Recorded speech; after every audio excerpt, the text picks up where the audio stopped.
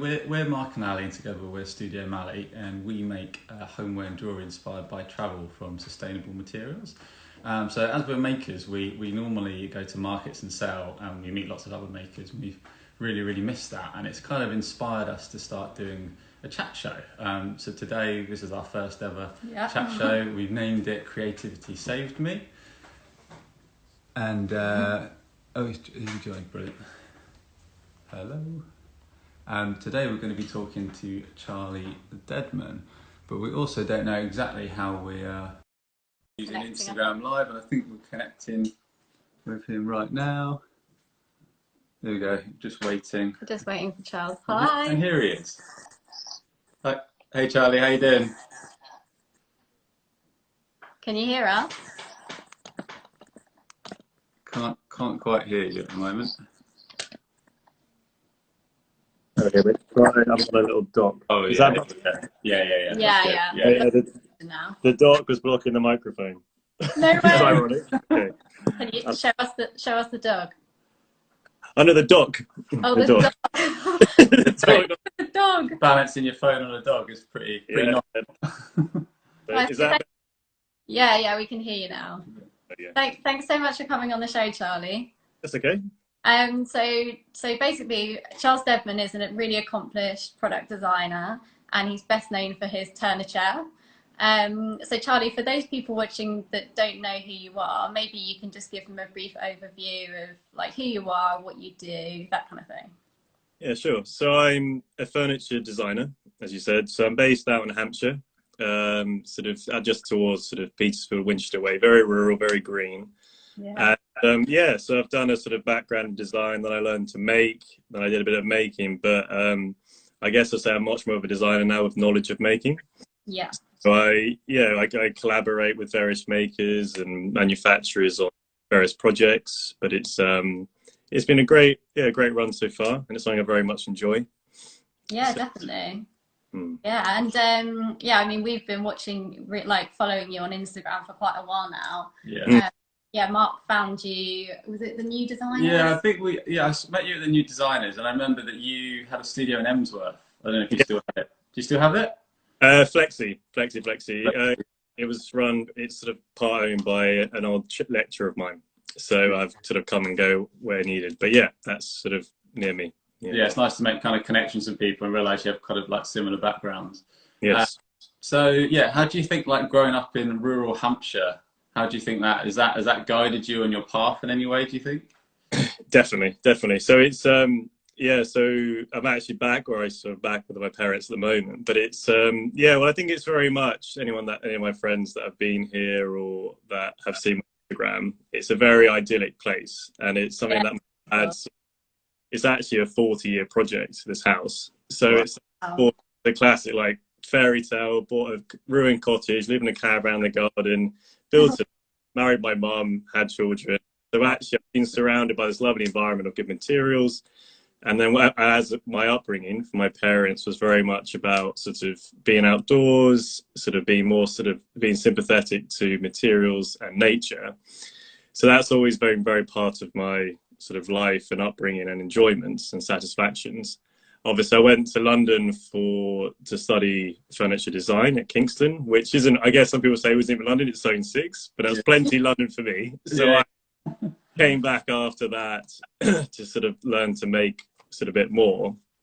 And partly there wasn't any jobs going, but actually I was very keen to return to my roots, as it were. Whereas it's ironic because I've got a twin brother who might pop up on my Instagram feed, and he's the yin yang. He's very much urban, so he comes back. He enjoys a sort of like rural rehab, we call it. But it's certainly something that I can't see myself going to London or another city anytime soon, because it's just been sort of, I guess, my DNA and upbringing, and I think it goes hand in hand of what I do. Yeah, definitely. Exactly. The choice of material is just like it's the nature, isn't it? And you're Indeed, connected to it there every day. So yeah, absolutely. Aspect of it. Yeah. So I mean, how did you get into this then? I mean, obviously it was sort of ingrained in you from a very young age to be connected to nature, and then at what point did you start like moving into woodwork and crafting and things like that? So I guess it was the classic educational route, sort of DT at school, and I was very lucky to go to a sort of I guess it's called a Montessori kind of like very laid back sort of liberal kind of school. So it was kind of like, do you want to climb it? Do you want to play football? Do you want to climb a tree? So it's the kind of thing where I was very sort of able to get hands on very quickly, and it was kind of the DT lessons and photography lessons were very enjoyable. I really enjoyed them. So I thought, let's keep doing this, keep doing that. Oh, yeah, I could do A levels, great. I could do DT, great. You could do the foundation. So I kind of then did quite a long run of education. So I did the A levels, then I did an art foundation, which was very, very, very full on, and it's something that I had to do to get onto my degree. But it was really good. Like I learned that I can't do fashion. I learned that I can't do these other things. But it was kind of like, it was a really good thing to do. And it also was sort of keeps you going. It makes you sort of think how value time is and pace and deadlines, because you're kind of doing, it's kind of A levels. It's a bit of a sort of a box ticking exercise. So actually it's a lot freer, isn't it? Exactly. You're a teacher, aren't you, Mark? Yeah, I'm a design technology teacher, and we both followed that same path with foundation onto the degree. So yeah, totally empathise with what you're saying. Yeah, definitely. I mean, what did you do for your GCSE D&T? I think I've still got it. I did I think it's up in my little den. But yeah, and I've still got it. I don't know why I've got it. Like I guess it's sort of the memory of it. But it was I guess it was an exercise in plywood and a bit of routing work, and a bit of metal work. But it was and then you do the classic primary sources, secondary sources. So I guess my first sort of induction into the workshop. And I guess, as I said, it was kind of, I always enjoyed it. And I enjoy it now. And I think that's so important in what you do if you enjoy it. So that's why I guess I'm doing all right at it, because it helps. Because I think if you don't enjoy it, you're not going to... Yeah, definitely. Yeah. And it takes so much time as well to do it. I mean, we work with wood as well, and it is a very time-consuming process, isn't it? Like sanding everything back and layering varnishes. It's pretty full on at times, but you do get into the flow of it, don't you? Yeah. So obviously you're a maker, but obviously for some of the things you do now, you have to kind of outsource your making. And how does that make you feel? Like, yeah, so it was a funny thing. It's sort of outsourcing seemed to be a bit of a swear word when I started doing it. So I did a program called Hot House with the Craft Council, which is a mentoring program. It's a little bit creative, but it's very business led. It's all about how to price your work, how to promote your work, and it's all good for networking. And when I started it, and I was surrounded by these people that I'd sort of followed online or heard about or had seen in print, and I was, oh my god, these guys are nailing it. They're so incredible. They had this sort of image which I kind of thought was what you have to be this sort of dovetail aprons in a workshop, sort of this idyllic way. Which obviously it's very appealing, and I hats off to those people. And then I sort of got on the program, which was great, and I kind of started, and I was like, and I just done the first Turner Carver at college, and I was like, people wanted to buy it, and it was like, okay. And I had a lot of fun steam bending, but if anyone's done steam bending, it's a bit of a dark art. Definitely. I'm not sure I want to keep making the same chair, so I thought, oh, do I become a sort of, I don't know, victim of my own success, and that I'll sort of keep making the same chair to make an income, or shall I look at collaborating or outsourcing? So then, and when I started the program, I remember speaking to one of the mentors, and I was like, is this okay? Thinking like, oh god, it's the Craft Council, they're going to think I'm awful, I'm really like, I'm sold out. And actually they were like, we recommend it actually. They said it's just a different thing. And I was sort of made a note here about like things I've learned, and it was kind of, that was a real switch, because I thought there's a great sort of partnership called Byron and Gomez. They're a furniture makers couple, and they're incredible, and they were on my cohort for Hot House. And I literally, throughout the whole thing, I was like in awe of these guys, which rightly so, because they are great. But they are the classic designer maker. it was just, yeah, in one of the sessions, they're like, I don't think you are that shy. And I was like, am I not? And it was sort of like, maybe, but it wasn't a criticism. It was kind of like, you need to realize what you are good at. And it was to do with obviously networking with people, but then working to your benefit, your strength. Yeah. Strength. I had done a design degree before, so I have got that knowledge, and I can do CAD and various things. But actually, I was finding with all these commissions that all of my margin and time and stress was in the making, and I hadn't really honed. And I was surrounded by these really, really talented makers who were better, quicker, and cheaper than I was. And actually, bar the business side, working with them, it actually benefited the product because I found that they brought their own perspective. It was, again, more fun because it's quite a social thing, I find, our industry. So it was nice to work with people. And so if it's sort of, I guess you can still call it outsourcing, but I kind of like to call it the collaborating, really. Yeah, on that aspect. And it's something that I've sort of building. I'm still obviously in flux about what my business is, but I think I'm going more towards a sort of a studio-based practice. Yeah. Okay. Yeah, you do studio-based and you do the commissions. Exactly. Yeah. Exactly. Yeah. That's what, I guess that's a clearer way of explaining it. Yeah. Yeah.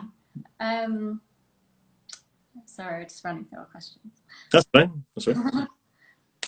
There's a really interesting answer. I mean, I guess that gives you more time to actually design, doesn't it? Because if you were making the whole time, like say you'd be a slave to it. So how do you kind of allot your time for that? Like, are you kind of just you're not so much a maker now, and you're more just like designing and collaborating, like you say? Yeah, I think I'm probably more of a designer prototyper. Mm-hmm. So I think there's things that I need to learn, and I've got I also do some other design. I work also for a company called Gaze Burble, which is probably like I don't hide it, but I don't promote this. It's just it's an employed work, which I mentioned in other questions, which actually has directly benefited and driven my own practice, partly from the experience. But I'm a straight just do design there, and it's a desk job. It's CAD. Like I literally sit at my desk all day and do CAD, do email. It's more of a project management role. Oh, okay. Which again, you'll find, I'm sure you guys find it as well. Like it's this kind of, it's an odd industry where we're, when you're independent, you have to market, price, design, make. You have to do everything. Yeah, everything. And it was great when I realized that I didn't have to. There was some elements that I could, some I couldn't hand over. And I think so when it comes to designing now, I've got obviously I've got this sort of nice network of people I can draw on, a good woodworker, a good metal worker, a good upholsterer, whatever it may be. So when I have a client, there's more options because I've got I've got a larger portfolio. I've got my workshop's massive now because it involves other people. So that's why so when it comes to designing, I'm always thinking about, okay, that's good for that person, that's good for that person. Yeah, do you find it easy to put your trust into other people doing it, or is it hard to sort of manage people? You don't obviously want to be too much on top of them, but also you want to get the right results. And yeah, exactly. Well, I think I'm sure he's watching Tim. So Tim Bishop, Brick Studio, very good, very talented designer maker himself. He's far better maker than I am, and I often I will not say I leave him to it, but we discuss the design because he's a good designer. I'll do the CAD. I probably even do some of the work packs, some of the drawings. Yeah. But even I know working with Tim that when some final things will be sorted on the bench, they'll be finished on the bench, because actually I'm not engineering a building here. I'm not working with a huge team and has to work out. So I know with Tim that I may have to do, I don't know, 80% of something, and then he'll fill in the gaps. So I think when you've got a sort of a working relationship with someone like that, it's invaluable, really. So I know he'll do a good job no matter. And there's many examples like him. But I've learned again with Gaze Burville. So the Gaze Burville's an outdoor furniture company, quite an odd name, but they odd name, yeah, Gaze, yeah. But they have in that capacity there's a much it's a huge company, like turns over to I think 2.7 million. Like it's a big company, irrespective. But I'm the design manager, so with that hat on, I'm actually much more strict. Not strict, but I have to crack the whip more. I'm sort of chasing orders. I'm quality control. I'm actually a bit of a pain in the arse to a lot of people. Yeah. And it's something that I don't get such, because it's just my business is a smaller kettle of fish. I can handle it, but it's stuff you have to. You can't. You're not like Tim's a mate, but Tim's obviously a business mate, so he has to do a good job. And I not touch wood, not too often I have to pull him up on things, but he knows the level I expect, and vice versa. So it's those kind of people that you want to surround yourself with and work with. Yeah, definitely. Yeah, you painted two quite different images here. You've got like this kind of quite hard business guy on the computer doing the CAD, and then you've got like the designer maker on the lathe. Yeah. Very idyllic. What percentage are you mostly the CAD manager now, or? Yeah, I think increasingly the CAD design, the robot. No. But I think I think only because I've done it. I've actually done both businesses, employed at Gaze Burville on my own stuff for was now 4.5 years, and maybe longer. But anyway, but I think I think if you put it down to like the bulk, the sort of bugs of it all, it's to do with income, salary, lifestyle, what you want to do, what you can't do. Yeah. Finding definitely in the early days of my own work that when I was gluing up tables at 1 a.m, it always wrong, and I'm like, I've got to start again, or whatever it was. I was starting not to enjoy it, which is what I did in the first place. So I thought that then I took the job at Gaze Burville, because I needed the income, they'd pay rent, as everyone does. I wanted to go on holiday occasionally. My friends were getting great jobs, and I was like, okay, so feeling the pressure a little bit of pressure. Yeah, and I thought, Gaze Burville is a fantastic company. I thought, okay, we could learn a lot here. And then obviously the role became more and more, I guess, serious. Mm-hmm. But I think you'll find, and it was definitely what I found on Hot House, it is a business. You can't play too long at this. Like maybe when you've had your career in the city, whatever you might do, and you might become a turn. Like the classic thing is you get a lathe when you retire and you sort of potter around. Yeah. But that's probably because you've got your pension and your income. So if it is your life and your income and your employment, it's you've got to be commercial and good at and sort of straightforward about it. And I found that I wasn't being commercial on the lathe or in the workshop. The workshop for me is very much more of an inspirational place to be for new things and test things out. Whereas the sort of the desk, I guess, studio, this is my little studio, but it's got a little models and samples and things like that. It's not an office mm-hmm. You would get elsewhere, but it's I guess it's creative.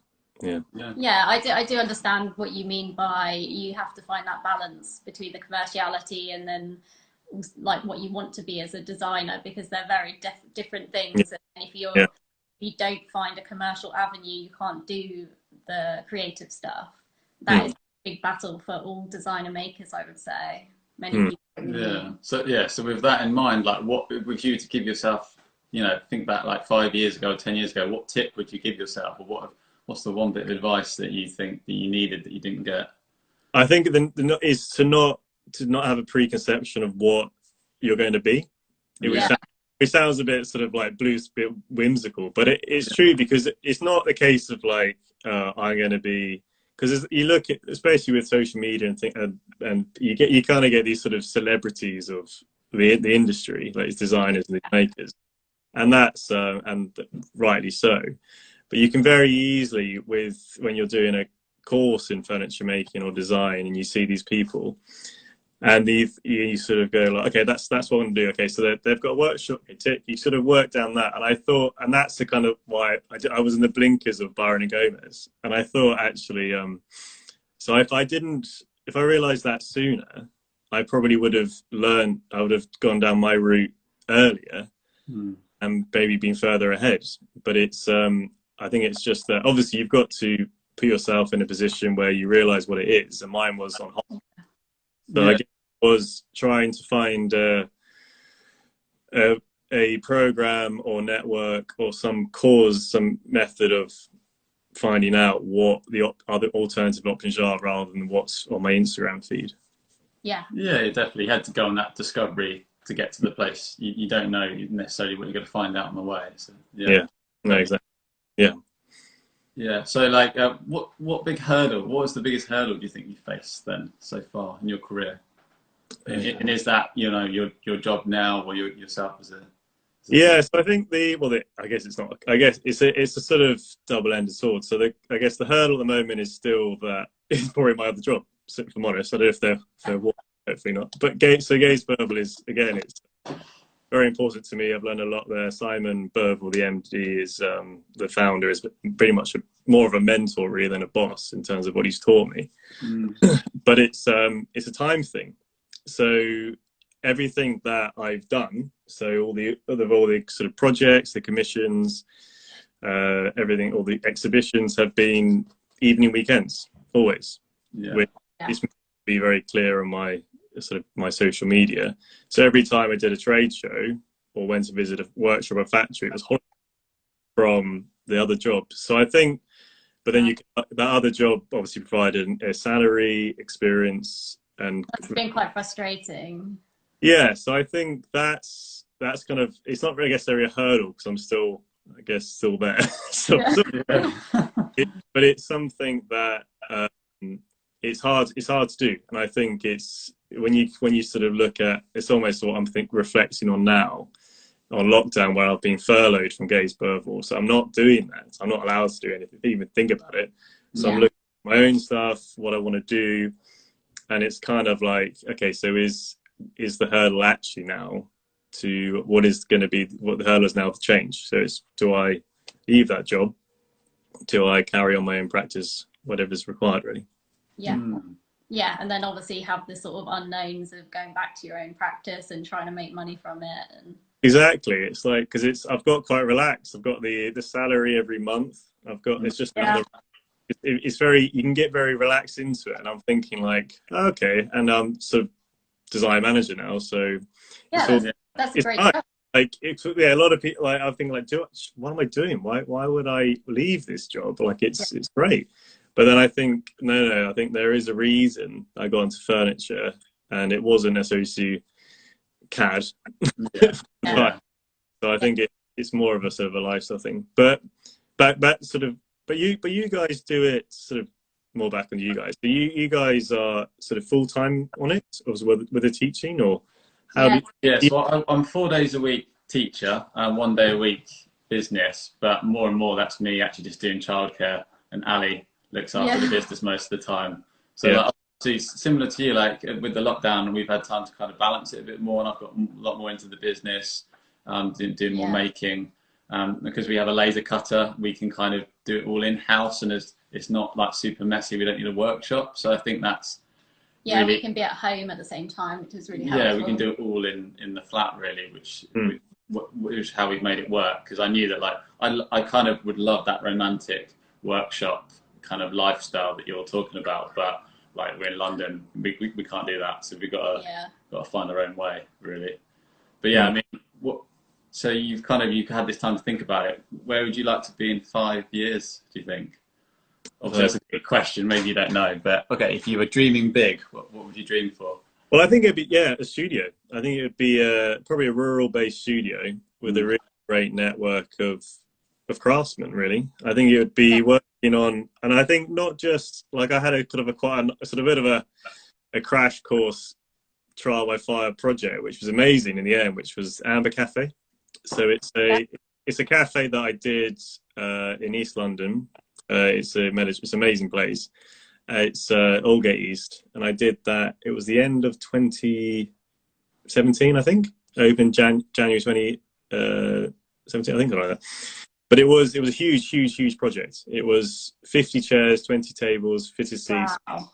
Yeah, that's great. I mean, how did you manage to get all that done? Like, it must have been stressful. Well, it was that evening weekends. But so fortunately, it was kind of like it's sort of classic, like, fake it till you make it. But no, it was and I think that sort of what was interesting about the sort of social media, which obviously everyone sort of discussed all the time, but it was through Instagram that the interior designer found my chairs, and it was just a story I did while up at the factory that make it in the Midlands, the chairs.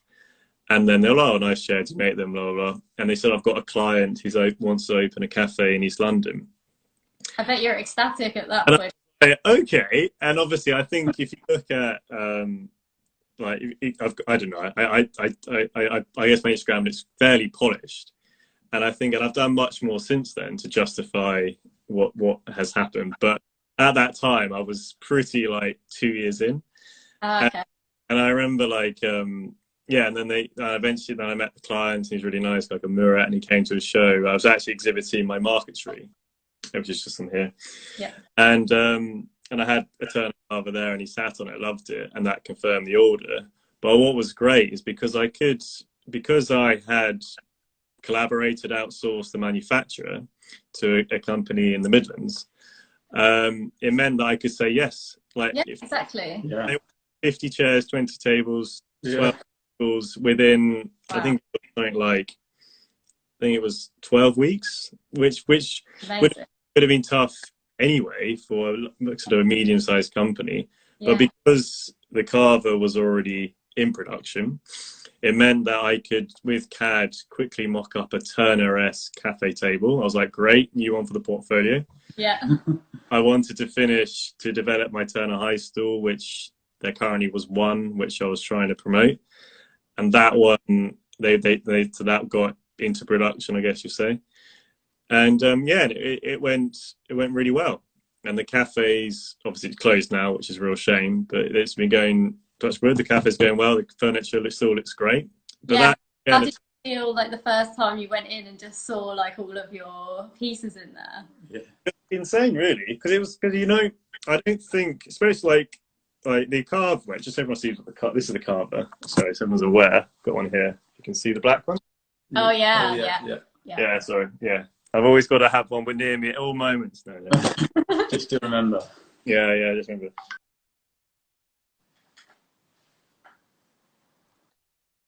Okay, fine. But yeah, that is it's sort of nice because that was a college chair, and I never thought that it would go further than literally like, because I did normal college, like A-levels degree, then back to college again to learn the fine making. So that's the educational bit. So design degree and then fine furniture making. Yeah. And that filled in the gaps. And that was really, really valuable. And it was my final major project was the chair. I never thought that this chair that I was struggling with, the steam bending, trying to make a chair for a show, for a grade, I would then walk into a cafe in East London, there'd be 50 of them, like everywhere. Wow. So that, like, I guess still very much a highlight of, and especially within the first few years, it was a real like boost for which I'm still trying to beat. Like, so I think, so to answer your question down the road, so I think if the studio, I could grow a bigger studio with other designers, maybe in-house, and then I can work. I do like the small commissions. I like working with, doing one-offs directly with a client and making something that they really like and they would cherish, a really great service that not many people can offer. So that's like sort of benefit to the industry.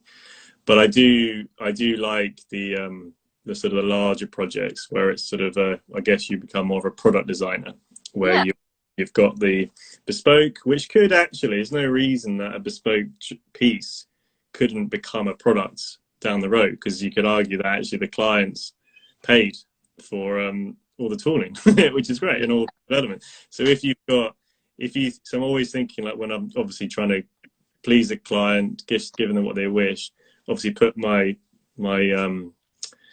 my design aesthetic onto it. But actually, I'm thinking, well, actually, could this be a product? Because then it's sort of okay. Then who makes it? Who manufactures it going forward?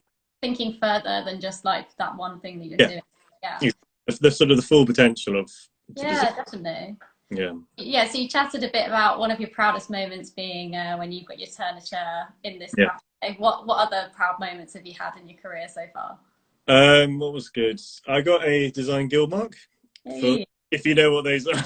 Yeah. For the people watching, maybe you could explain what it is. So I've got it here. So it's a framed bit of paper, really, but it's fancy. This thing here. Oh, I don't know. That's lovely. So I don't want it to anybody else. It's nothing really, but it's it's good. It's an industry approved sort of certificate, and that's for the carver.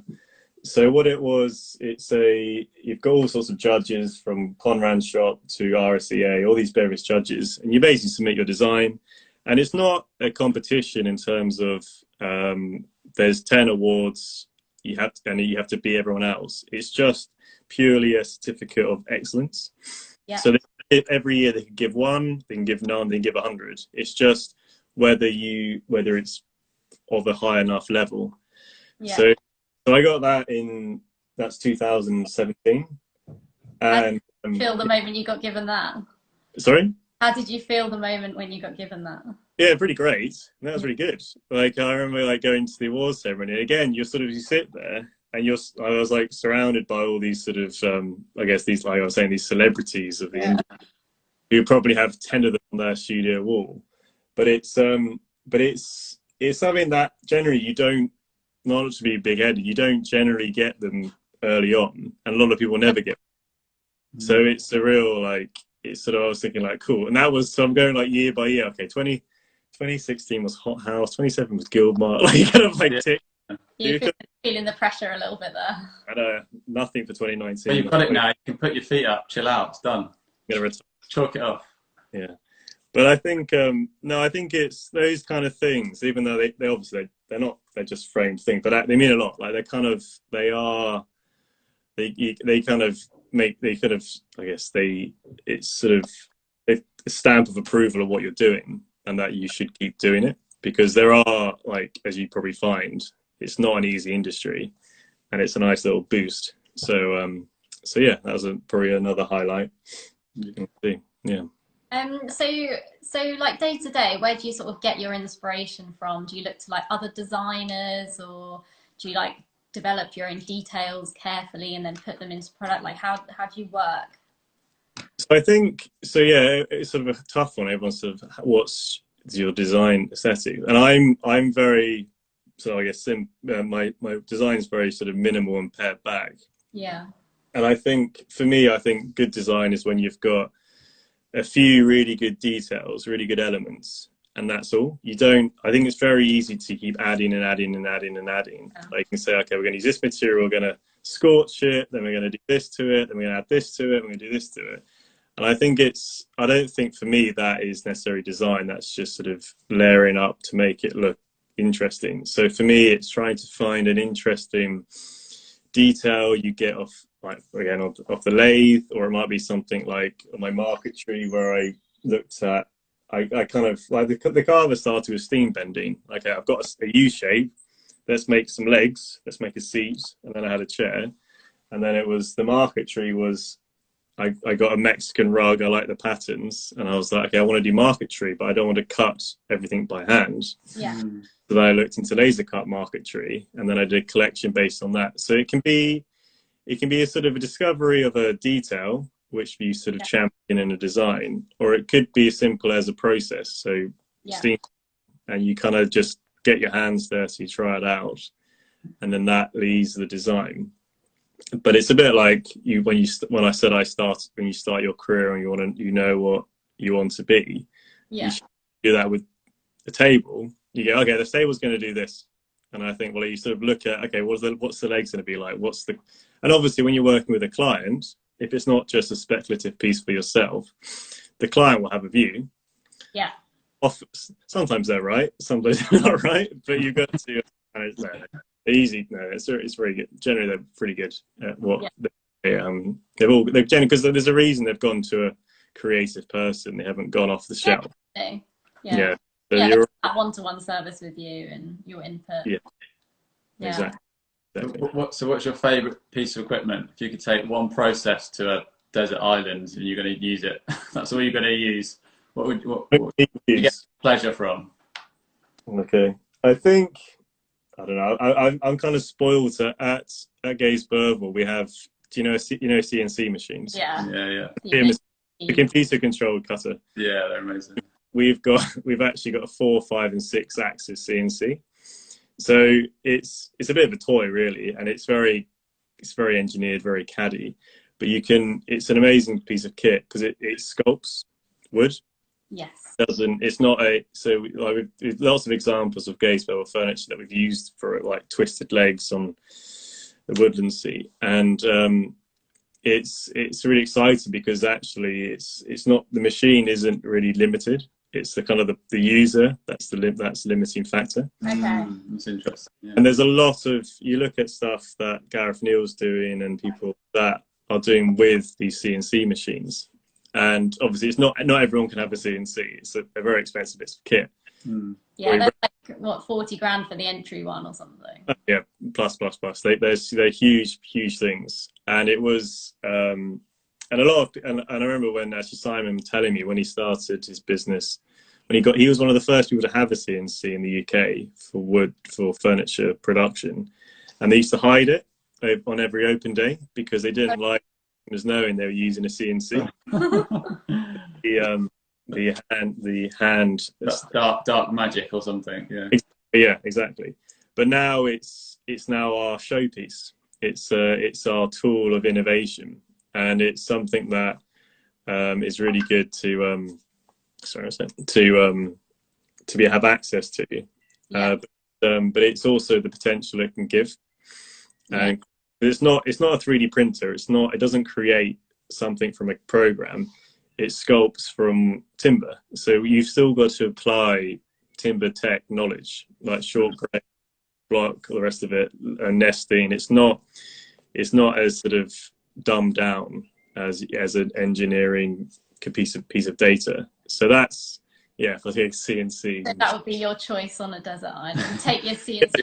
It'd be a funny scene, wouldn't it? Desert island, big CNC machine. Exactly, yeah. What would you guys take? Oh, just like a back saw, to be honest. I could just cut down palm trees, I think. Like, yeah. I don't know. Yeah, I'd probably get bored of that, but I just get a lot of satisfaction from that simple pleasure. Yeah. I don't know about you. I mean, for me, I like, I actually really like hand painting onto wood, like the details of that. Because I didn't actually train in woodwork in the first place. I trained in fashion design, and so I'm used to, more tactile things. So probably more like painting and stuff onto wood for me.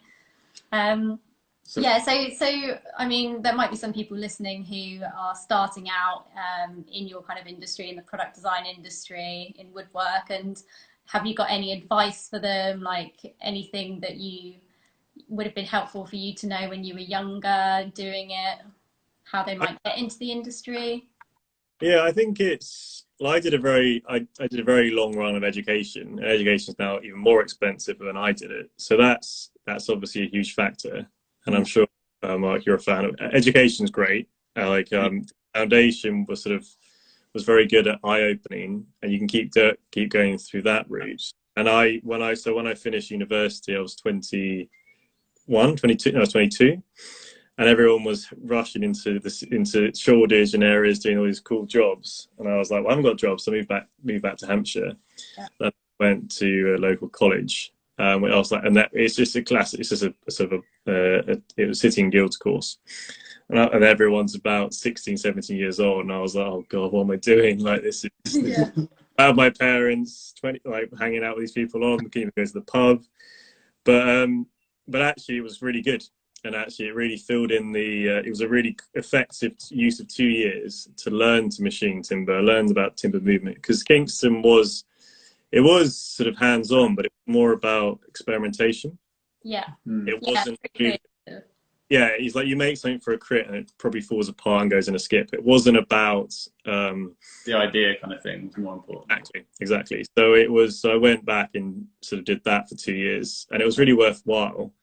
And then I did the hothouse program. So I've always sort of, so for most of it, it was sort of back-to-back educational mentoring programs. And then Craft Council is great, and there's other ones, Arts Council, all sorts of people, British Council. There's a lot of access to a lot of it's free mentoring and advice, and it's something that is completely valuable. And I think you should be under no illusion that the industry is difficult to make an income just to sustain the business, even not yourself. So you get very used to sort of so it's not a wealthy industry straight away. And even when you've been in, I've known people that are in the industry for 30, 40, 50 years, and they still don't make a massive income. They don't necessarily want to, but it's not an industry you should expect to find easy, really. So I think if you can surround yourself with those kind of people and programs and learn as quickly and as cheaply as possible. It's a classic, like, make as many mistakes as quickly as cheaply as you can. Yeah. Early on, if you can, obviously say you can afford to. Yeah. But I think it was, yeah. So I think education was a huge part of it. Yeah. Good tip. Education. I don't just sort of, I'm going to do it. I'm going to be the next big thing, because sadly, it's some will, some won't. And I think if you can get really good education, look where the good education is, and it will save you a lot of grief. And I think actually this is another one, which is it's okay, because I obviously took a job with Gaze Burville, and I was thinking, like, okay, it's going to completely ruin my own business, but actually it's really fed in. Simon's sort of, as I said, mentored. So I don't think it's a bad thing to do this sort of portfolio career. So yeah, it's okay to take other jobs, ideally if they're related to the industry, just to get that cash flow, because because trade shows are expensive, advertising expensive. There's a lot of money you might have to spend. So yeah.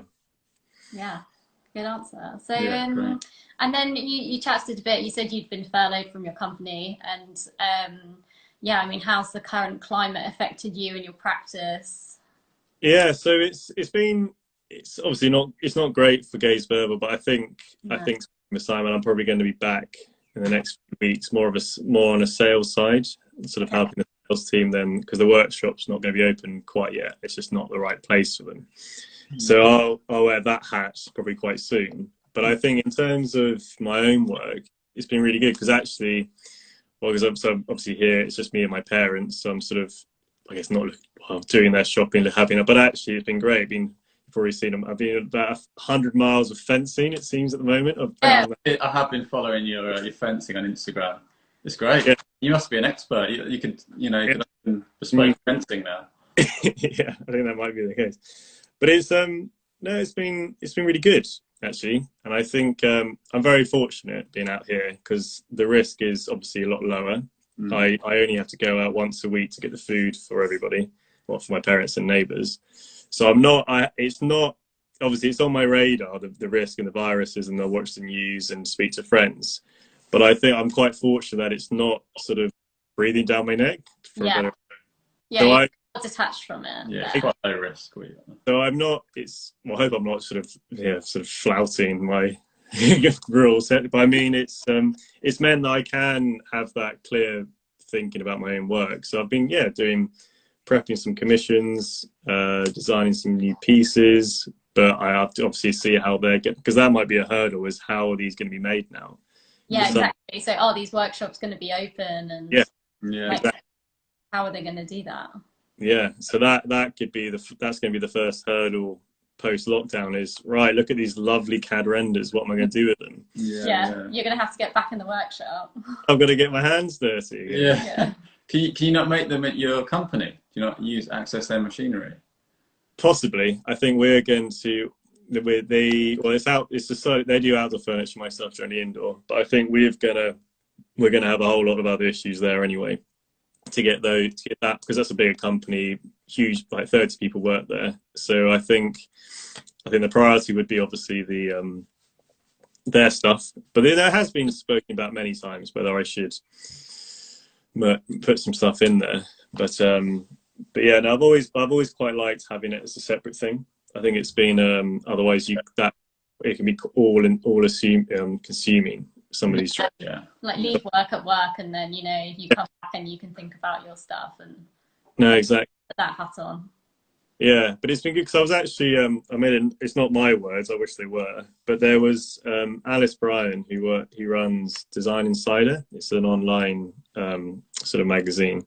She interviewed someone called Claire Menzies, I think recently, but it was on the website. It's really, really good. It was on her Instagram feed yesterday, and she was talking about the effects of COVID and how it's going to affect things. And I was really interested. Some of the points were great. It was to do with like deglobalization, and actually, I think a lot of makers, independent makers, are really struggling, right? Like because there's the cash flow, everything's closed, all the suppliers are closed, you can't get timber. It's not easy. But actually, her view is quite positive. That actually, we're kind of experiencing it now. We can't get stuff on Amazon straight away because the supply chain is so knackered because it comes from all around. We expect everything to come from all around the world straight away. Yeah. And actually it's interesting because now we're looking much more local, losing your local pubs, local greengrocers. And actually she was saying that it's probably a good thing for, I guess, people like yourselves and because we're already getting a taste of what it could be, which is local, which is obviously how it was before the sort of the Industrial Revolution. And it's kind of that approach of just bringing it all home, really. And and obviously Brexit's going to have an effect as well. But I think it's an interesting angle. I think once obviously the health risk is dropped and the virus, which is obviously a constant concern for everybody, hopefully some of the good the behavior that we're currently adopting, partly out of because we have to from consumerism, is going to carry on. I know, what do you think on that, on her view? Yeah, I mean, it's very conflicting, isn't it? It's like in some ways there's a lot of nice things to have come from it. Like, we see lots of people using our local parks properly for the first time, loads of people going out walking and exercising. And we're like, wow, this is quite idyllic. We don't normally see this. Other ways, there's obviously all the stress of, what's happening in the hospitals and that kind of thing. And then, I mean, it's nice that people are using like local like grocers and everything's in walking distance, isn't it? I mean, especially for people in cities, people aren't buying things from further afield, and that's fantastic. I think which we are a generation kind of brought up on mass production, so I think it's going to be hard for people I think there's already people that were thinking, I want to buy local, I want to support sustainable, ethical companies. That movement is happening. Hopefully it will push forward a bit more, but I think for a lot of people it has to be a big shock to the system. Yeah. You really need used to things, aren't they? There needs to be such a shock that people need to start making things back in the UK again, and that is obviously happening a bit, which is cool. There's still going to be the issue, though, of like, if we do start manufacturing back in the UK, that things are obviously going to be more expensive and people aren't going to be willing to pay for it. Well, lots of people aren't. I mean, Well, I think it's interesting. It's something that it's generally a lot of people, obviously, when you're, as you probably know, when you make in the UK, you design in the UK, you're instantly on a premium. You're instantly more expensive. It just is, and that instantly affects your marketing. So you've got the British made, and it's a good thing. It's not, but then with that, you've got value and you've got service. Yeah. So and it's all well and good because just think that, oh yeah, cool, I'm going to make it in the UK and everyone's going to buy it, because majority of people can't buy that. People can't afford it. Like I still can't afford my own furniture. That's a quote right there. It's sort of that's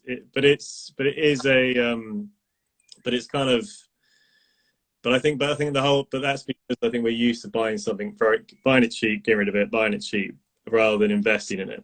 So I think like, I think my mate Matt just popped in. He's, I think he's done very well in his career, and he's just commissioned me to a coffee table and a dining table, which is great. Yeah, amazing. It's great because obviously he's amazing, he supports me, but I think he sees the value in either saving or earning to save to buy something British made, handmade, bespoke made. Yeah. Because, you know, well, hopefully, if Tim makes it right now, if it should last a long time, or it will last, but it's got, and which are these other abroad manufacturers can never compete with. No.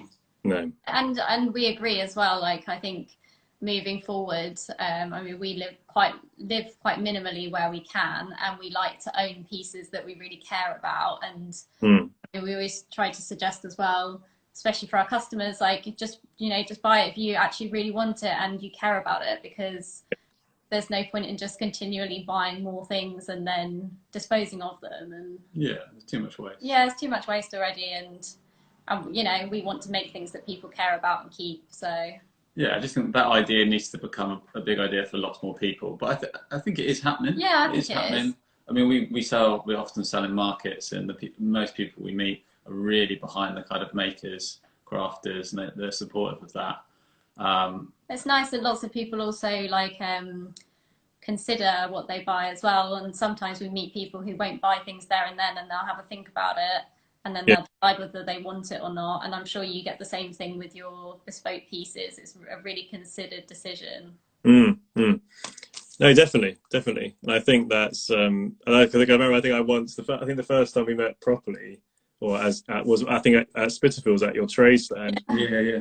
I accosted you, because I think you had said on your Instagram you were there, and it was the same design festival. Yeah. And it's great.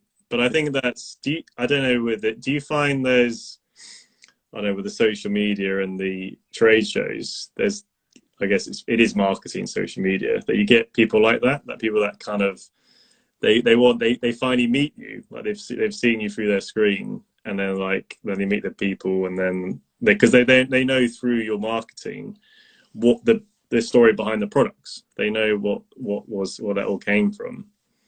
But I think it more so happens like the other way around for us. We kind of meet the people at the markets, we tell the stories of our travels and things like that, and then they kind of go back and do the research, and then you kind of make that connection generally. But yeah, I'm sure it does happen on social media, but I don't think we've ever had anyone come up to us and say, "Oh, you're Mark and Ali. No. We've seen you on the internet." Just you. I think it was just you. just me. Yeah, it's the first person. Thank you. So thanks so much anyway for coming to chat to us today. You've been an amazing first guest on our chat show.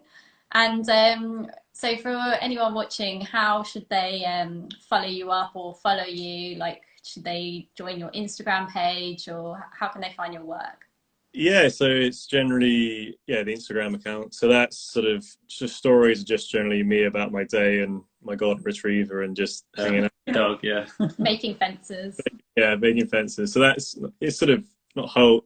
So that's basically on definitely Instagram for day-to-day updates. And I was thinking of doing a show in September, but that's all been pushed back. Yeah. So it'll be mentioned and promoted on Instagram, and then I need to update my website. But generally just at Charles Dedman is the best way to follow my stuff and latest information, really. Okay, fantastic. Great. Thanks so much, Charlie. Thanks so much for chatting with us. Pleasure. We'll have to meet again at a market someday in the future. Yeah. They're allowed. All right, well, take care. See you. It was nice to see you again. Bye. See you guys. See you.